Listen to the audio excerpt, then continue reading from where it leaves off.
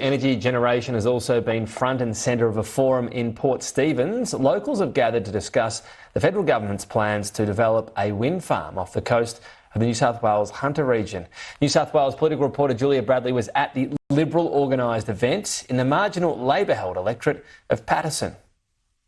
This event was certainly a free kick for the Liberal Party. We saw them speak to a room full of voters in this marginal Labor-held seat of Paterson, explaining why people should vote for the coalition and what they believe the best path is in terms of Australia's energy future. This event, organised by the Liberal Party, was almost painted as a UFC fight night, where Shadow Energy Minister Ted O'Brien would debate Energy Minister Chris Bowen and the Labor MP Meryl Swanson would debate the Liberal candidate.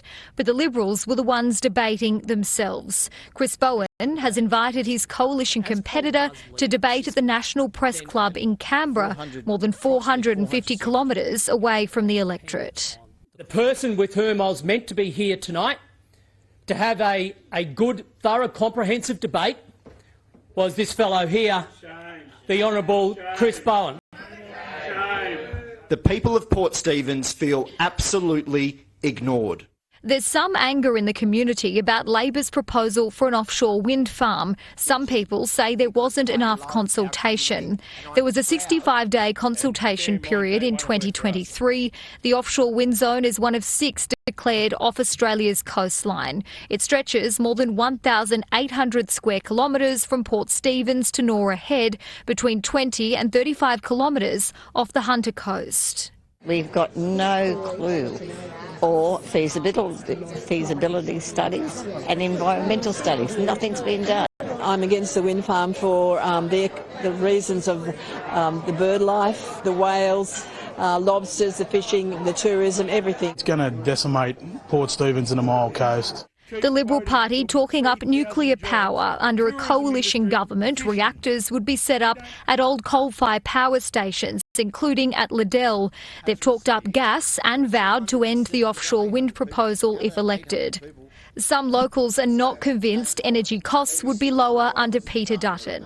Right now, in the next term, what are you going to do about power costs? Nothing. Nothing. Correct? The Energy Minister says Peter Dutton's pledge to kill off wind farms will cost local jobs. He also claims his nuclear plan won't produce enough power and will kill local manufacturing. It means keeping coal in the grid for longer. The Liberal Party admits this.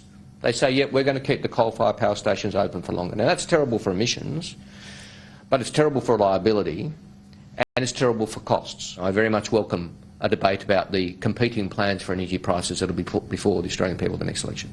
Member for Paterson Meryl Swanson says she was only given about a week's notice to attend the Liberal organised event and couldn't because of a prior commitment, adding she looks forward to debating the Liberal candidate in established forums organised by local community organisations.